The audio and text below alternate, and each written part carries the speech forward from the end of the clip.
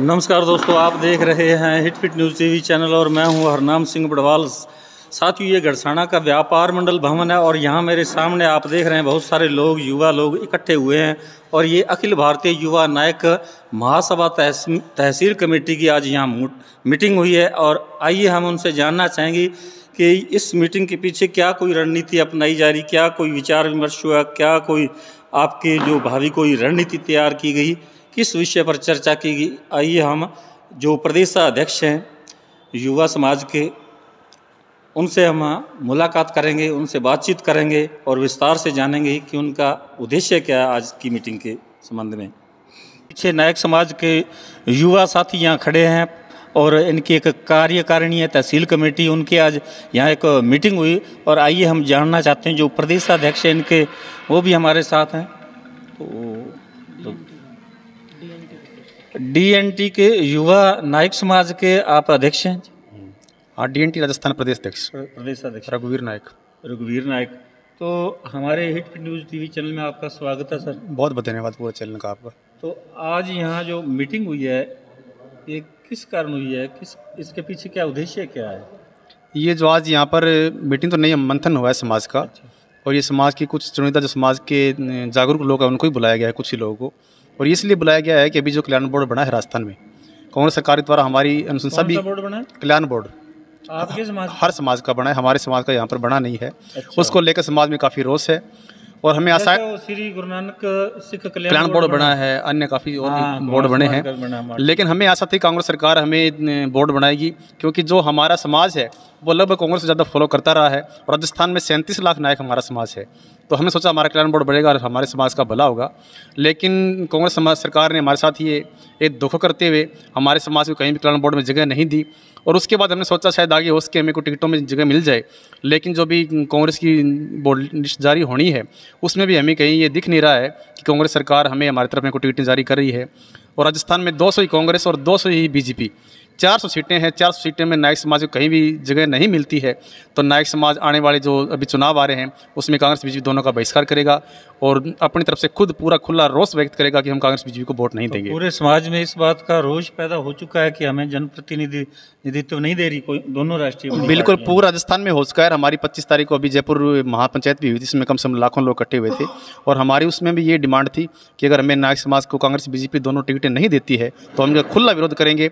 और एक हमारा जो मुद्दा एसटी का, उसको लेकर भी कांग्रेस सरकार ने हमारे साथ लगातार धोखा किया है, हमारा नायक से नायक कर दिया है, हमारे नाम का नाम भी बिगाड़ दिया है। ये हमारा समाज का अपमान है। तो आप ऑलरेडी है ना एससी के अंदर, अनुसूचित जाति? एससी नहीं सर, हम एसटी में हैं, हम ट्राइबल हैं और भारत गजट के अनुसार भी ट्राइबल में हैं, लेकिन जानबूझ के इन्होंने एक साजिश के तहत हमें नायक की बजाय नायका कर दिया। एसटी में मिलना चाहते हो या हैं? नायक हम पहले से एसटी के अंदर हैं, मिलना नहीं चाहते, लेकिन 2011 के बाद हमें जो एसटी प्रमाण पत्र पहले जारी हो रहे थे उनको उन्होंने बंद कर दिया। तो इस प्रकार की कोई अनुशंसा की है किसी ने, किसी और पार्टी ने या किसी सरकार ने कि इनको एसटी के अंदर लिया जाए? सर एसटी में है, हम लिया नहीं जाए, भारत गजट नोटिफिकेशन एससी में ही माने जाते हैं सर। ये एससी में सरकारों ने कर दिया हमें 2011 के बाद, उससे पहले हमें सर्टिफिकेट मिले हुए एसटी के।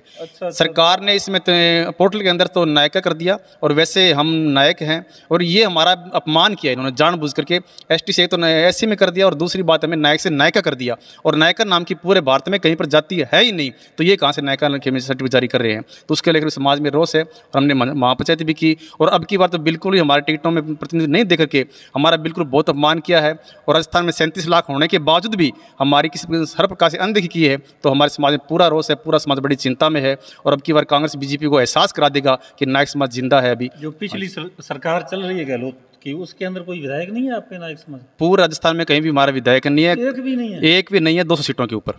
ये तो वास्तव में बहुत गलत हो रहा है। बिल्कुल गलत को लेकर तो हम कर रहे हैं, लेकिन हमें आशाएं थी हमारे लिए कुछ करेंगे, लेकिन इन्होंने जानबूझ के द्वारा फिर हमें रखा है कि हम नायक समाज की गिनती में नहीं लेते, तो हम चुप बैठने वाले नहीं है। समाज की अनदेखी बिल्कुल बर्दाश्त नहीं करेंगे। तो जयपुर के अंदर जो आपका ये महासम्मेलन हुआ उसमें लाखों लोग इकट्ठे, उसके बाद में सरकार जागी या नहीं? सरकार से हमें आशाएं थी जागने की, लेकिन उन्होंने एक बार हमारे प्रतिनिधिमंडल को बुलाया भी है, लेकिन उसमें सिर्फ हमें मीठी गोली दे के छोड़े भी आपका हम देखेंगे, आपकी बात को रखेंगे। लेकिन जैसे कल्याण बोर्ड बने और टिकटें जारी होने शुरू हुई है, तब हमें पता लगा सिर्फ हमारे लिए मीठी गोली थी, हमें कुछ नहीं दिया उन्होंने। अच्छा, कोई संकेत नहीं मिल रहा? कोई भी संकेत नहीं है। हमें मीठी लिस्ट में आ जाए ना, हमको लिस्ट में आने की हमें संभावना नहीं है, क्योंकि बड़े जो सूत्र है उनसे बिल्कुल संपर्क हो रहा है। अगर फिर भी अगर कहीं हमें सीट एक आदि मिलती है तो हम उसी विधानसभा में उनका समर्थन करेंगे, और बाकी जो विधानसभा है बिल्कुल उसमें डट के विरोध करेंगे। क्योंकि राजस्थान में जो 200 विधानसभा हैं उसमें राउंड फिगर में देखें तो हर विधानसभा में हमारा नायक समाज 20-25 हज़ार संख्या में निवास करता है। तो लोकसभा सीट जो होती है, लोकसभा का क्षेत्र होता है, उसमें कम से कम 8 से 15 लाख के मतदाता होते हैं। तो आप तो 37 लाख की जनसंख्या बता रहे हैं नायक समाज जी। तो कम से कम पूरे राजस्थान के अंदर रेशियो के आधार पर तो 4-5 विधायक आपको टिकट मिलनी चाहिए, दोनों पार्टियों जो है 5-5 टिकट। लेकिन ये कहीं ना कहीं हमारी ये विडंबना रही कि हम आंख मीच कर पार्टियों को वोट देते रहे, और इनको ये लगा ये में वोट फ्री में आ रहे हैं तो हम इनको टिकटें क्यों दें। तो ये कहीं कि हमारी भी गलती रही है। लेकिन हम अब पार्टियों को एहसास करा देंगे कि इतने दिन हमको वोट देते रहे हैं, लेकिन अब आप हमको वोट नहीं देंगे, बिल्कुल आपका डट कर विरोध करेंगे राजस्थान के अंदर। और क्या कहना चाहोगे आप सरकार से, क्या मांग? सरकार से हमारी मांग तो जी थी, आचार संहिता लगी, अब क्या हम मांग उनसे करें? अब तो हम मांग करेंगे नहीं, अब तो हम हमारा हक जो छीन के लेंगे, सबक सिखाएंगे। बिल्कुल। हाँ जी, हमारे साथ सुशील जी अखिल भारतीय युवा नायक समाज के प्रदेशाध्यक्ष हैं। हाँ जी, हमारे चैनल में आपका स्वागत। धन्यवाद। कहाँ से आप बिलोंग करते हैं? श्री गंगानगर से। अच्छा, गंगानगर से। तो क्या कहेंगे आज की जो मीटिंग हुई, इसके पीछे क्या मकसद उद्देश्य है? क्या आज की मीटिंग के अंदर मंथन किया गया कि आखिर कारण क्या है कि दोनों पार्टियां हमें टिकट क्यों नहीं दे रही। इसको लेकर एक गंभीर विषय को लेकर एक मंथन हुआ, और उस मंथन के अंदर ये निकल के आ रहा है कि अगर इस बार भी हमें टिकट नहीं दी जाती है, दोनों पार्टियां भी, दोनों की सूचियाँ आनी अंतिम बाकी है, अगर नहीं दी जाती है तो एक सामूहिक फैसला लिया जाएगा। दोनों पार्टियों को एहसास करवाया जाएगा कि नायक समाज जो 37 लाख राजस्थान के अंदर निवास करती है, ये आपके परिणाम को बदलने में क्षमता रखती है, योग्य है। तो आपका समाज किन किन विधानसभा सीटों के अंदर रह रहा है? पूरे राजस्थान में निवास करता है। पूरे राजस्थान में? 37 लाख। तो फिर प्रत्येक विधानसभा के अंदर प्रतिशत क्या है, ये भी कोई आंकड़ा है आपके पास? जो उत्तरी पश्चिमी राजस्थान है, इसमें बहुसंख्या में नायक समाज निवास करता है, बहुसंख्या में। उत्तरी पूर्वी राजस्थान, उत्तरी पश्चिमी राजस्थान, पश्चिमी उसमें बहुसंख्या में निवास कर रहा है। तो उत्तर में तो गंगानगर, हनुमानगढ़ और हनुमानगढ़, बीकानेर, चूरू, सीकर, इसको मानो आप, झुंझुनू आ गया, नागौर आ गया, बीकानेर से आ गया, जैसलमेर, बाड़मेर। यहाँ आपने खुद की समाज की तरफ से कोई सर्वे करवाया? बिल्कुल सर्वे किए हुए जी। % हर विधानसभा क्षेत्र में? 15% मिनिमम है।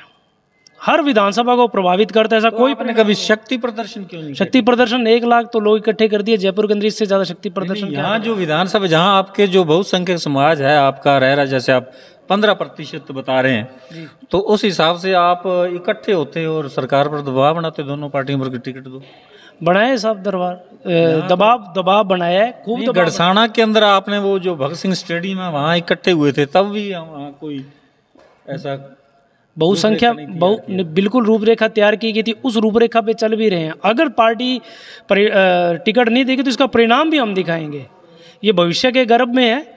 और ये 3 दिसंबर को जब ये रिजल्ट आएगा तब ये पता लगेगा दोनों पार्टियों को कि नायक समाज ने हमारे साथ किया क्या है। एक कई दिन पहले अफवाह चल रही थी कि रायसनगर और अनूपगढ़ दोनों आरक्षित सीटें हैं, वैसे तो खाजूवाड़ा भी है, लेकिन आपका समाज यहाँ काफ़ी संख्या में रह रहा है, इसलिए यहाँ एक टिकट दोनों विधानसभा क्षेत्र हैं जो वहाँ एक टिकट जरूर नायक समाज को दी जाएगी, वो चाहे अनूपगढ़ विधानसभा क्षेत्र हो और चाहे रायसनगर। तो ऐसी आपने बात सुनी थी?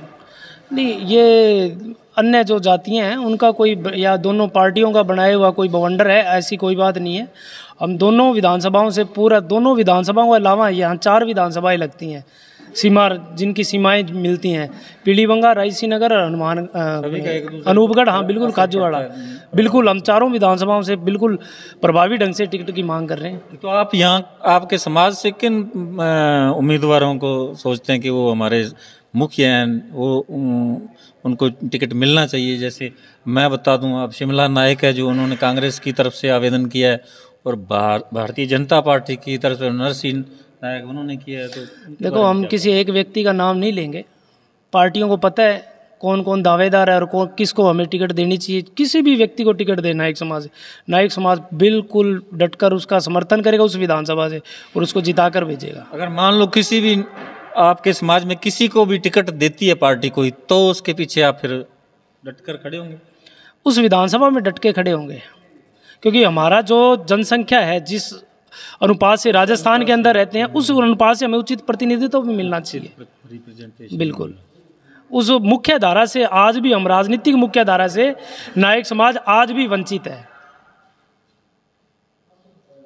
नहीं तो आप क्या समझते हैं, विधायक बनकर तभी समाज का अधिक कल्याण हो सकता है या दूसरे पर? क्योंकि लोकतंत्र यहाँ तो पार्टियां ये भी एक दलील देती हैं कि जो सबसे अच्छा बढ़िया कोई होगा वर्कर जो समाज के सभी का काम करने वाला उसी को टिकट दी जाएगी और वो ही आगे आने। दोनों पार्टियां ये लिख के दे, बिल्कुल हम पार्टियों के साथ रहेंगे। दोनों पार्टियां लिख के दे कि नायक समाज से कोई भी व्यक्ति पार्टियों के प्रति वफादार नहीं रहा, नायक समाज ने इसके लिए पार्टियों के लिए कभी कोई काम नहीं किया, तो हम पार्टियों के साथ रहेंगे। बकायदा आपका कहने का भाव ये है कि जिस समाज का जो विधायक बनता है वो अपने ही समाज के बारे में सोचता है, दूसरों से कोई मतलब नहीं।